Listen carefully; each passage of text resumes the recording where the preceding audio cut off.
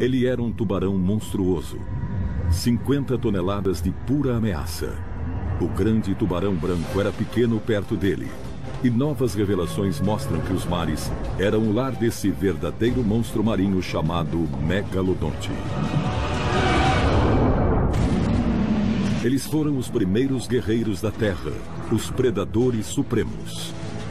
Novas descobertas e técnicas forenses descortinam a arte pré-histórica da guerra. Em Luta Jurássica. Assassinos das Profundezas. Volte 15 milhões de anos no tempo. Estamos em plena era miocênica. A Terra é abalada por grandes eventos tectônicos. As cordilheiras do Himalaia, dos Andes e as montanhas rochosas irrompem do chão. O clima global se modifica, causando transformações dramáticas no planeta.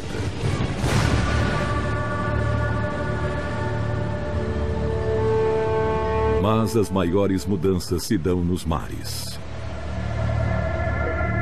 Poderosas correntes oceânicas trazem nutrientes do fundo do Oceano Pacífico, criando um exuberante ecossistema.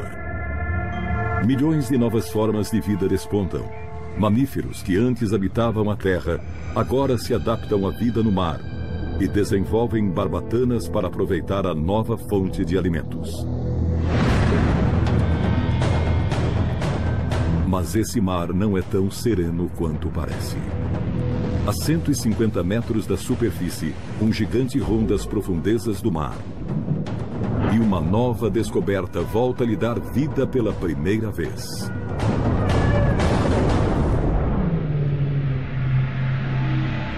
Informações sobre os gigantes das profundezas são extremamente raras. Mas nos últimos anos, paleontólogos de todos os continentes descobriram algo fascinante e perturbador.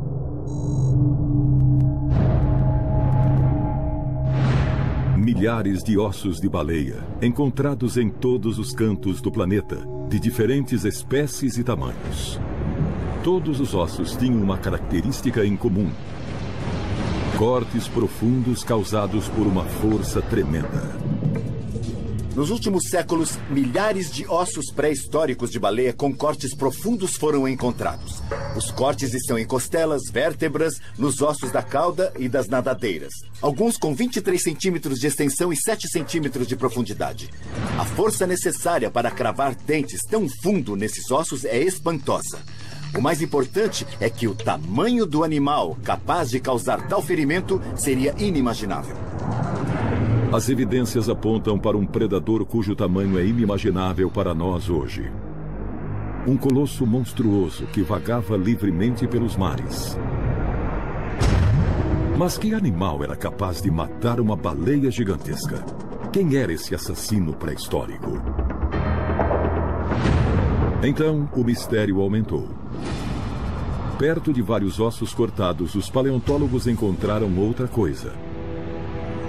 Dentes triangulares, absurdamente enormes.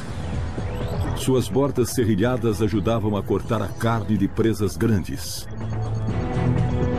Quando compararam os dentes aos cortes nos ossos, descobriram que encaixavam. Nós podemos ver que este osso aqui tem um corte assimétrico. O único modo deste dente se encaixar é nesta posição, porque a superfície do corte é muito plana. A superfície inferior é inclinada e o dente só se encaixa nesta posição. Nenhum outro animal tem uma mordida com essa assimetria.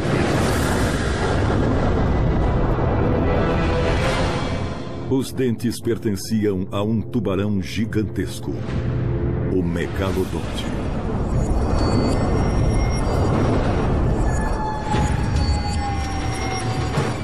O nome megalodonte significa literalmente dentes grandes. E o nome não é bem apropriado, porque os dentes não são grandes, são enormes. Esse é um dente de megalodonte. Parece com o dente de um grande tubarão branco moderno. As bordas são serrilhadas como uma faca para cortar carne. O megalodonte podia chegar a mais de 15 metros de comprimento. O tamanho de um avião jumbo.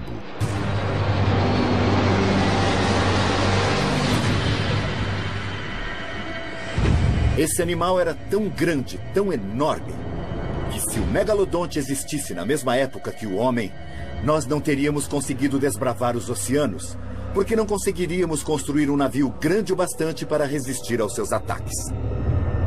Quando estudavam os dentes serrilhados do tubarão gigante, os cientistas descobriram que sua mordida tinha força de 20 toneladas.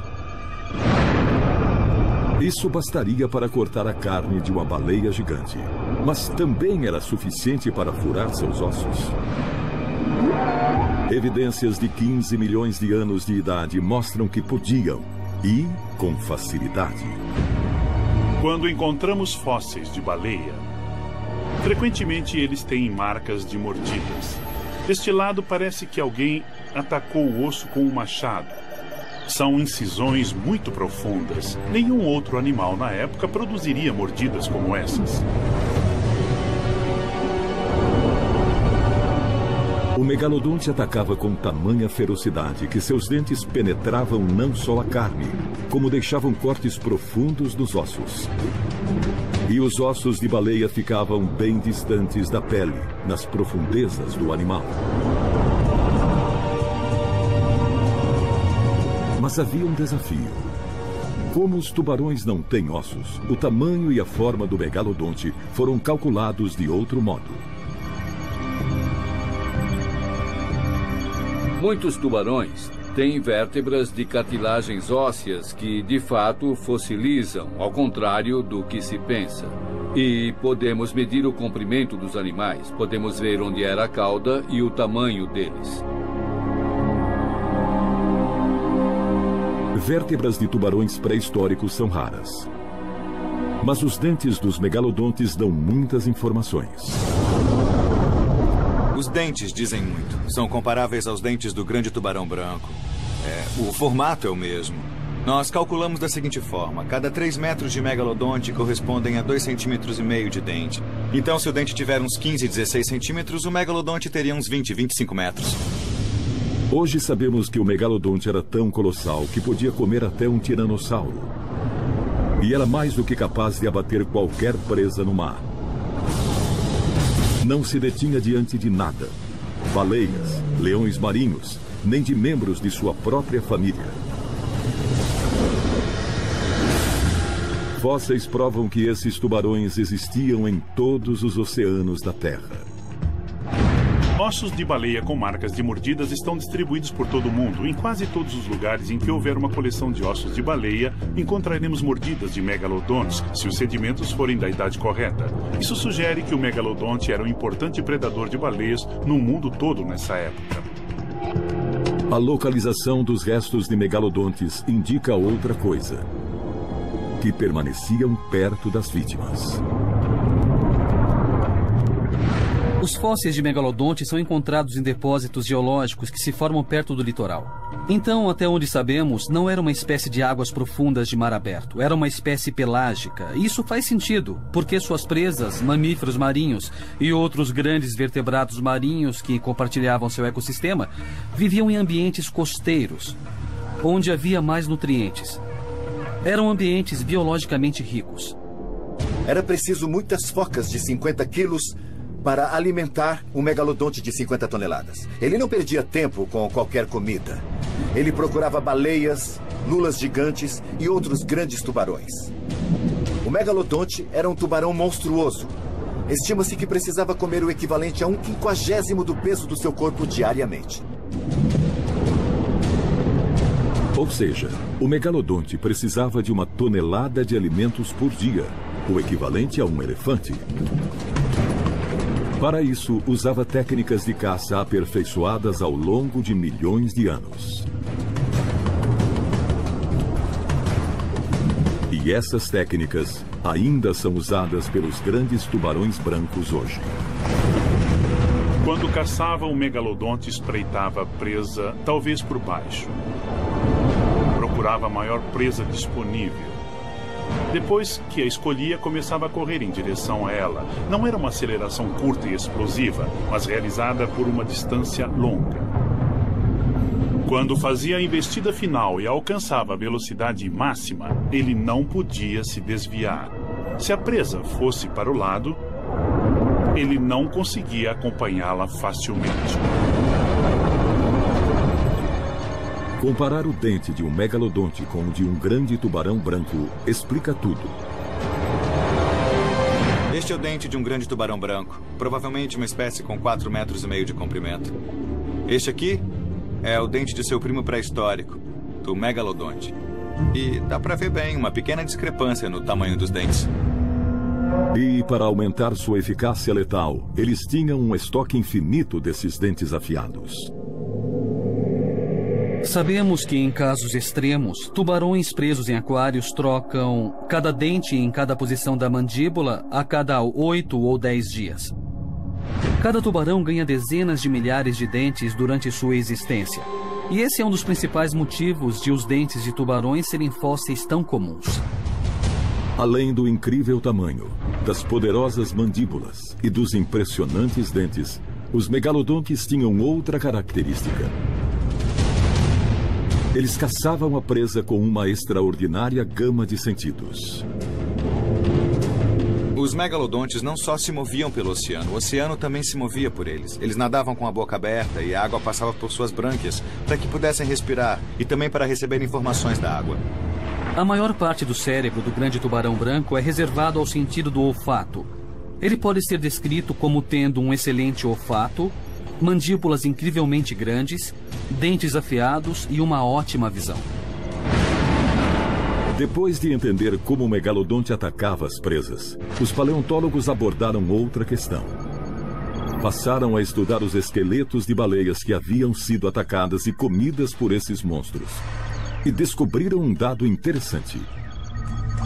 Quando atacava uma baleia, esse tubarão focalizava uma área específica, as nadadeiras.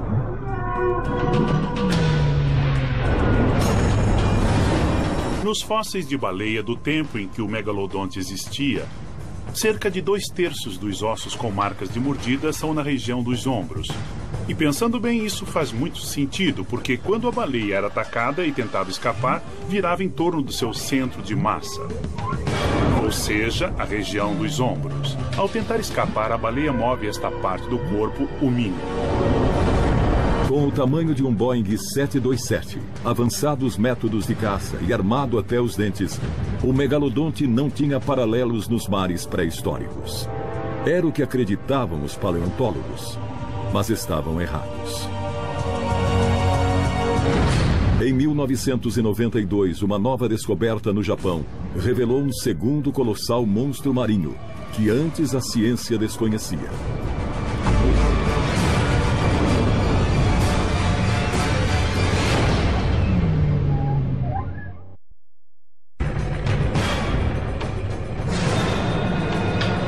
Durante a era dos dinossauros, o tiranossauro dominou a Terra. Mas 50 milhões de anos depois, uma criatura maior e mais aterradora surgiria. O megalodonte. O maior peixe carnívoro que jamais habitou os oceanos. O megalodonte como espécie foi alvo de muito interesse. É o mais próximo de um tiranossauro dentre as espécies marinhas e é um animal espetacular. No começo, os cientistas pensaram que fosse o único grande predador dos mares. Mas descobriram que estavam errados. Em 1992, o Dr. Lawrence G. Barnes, do Museu de História Natural de Los Angeles, fez uma notável descoberta no Japão. Mas não no fundo do oceano, e sim no museu. Sua descoberta revelou um segundo monstro das profundezas, antes desconhecido pela ciência. Dividia os mares com o megalodonte. E hoje sabemos que era tão assustador quanto ele. No começo dos anos 1990, eu viajava pelo Japão e cheguei a uma cidadezinha chamada Shigamura. Mura significa aldeia. Eles me levaram ao museu e mostraram no depósito o esqueleto fossilizado de uma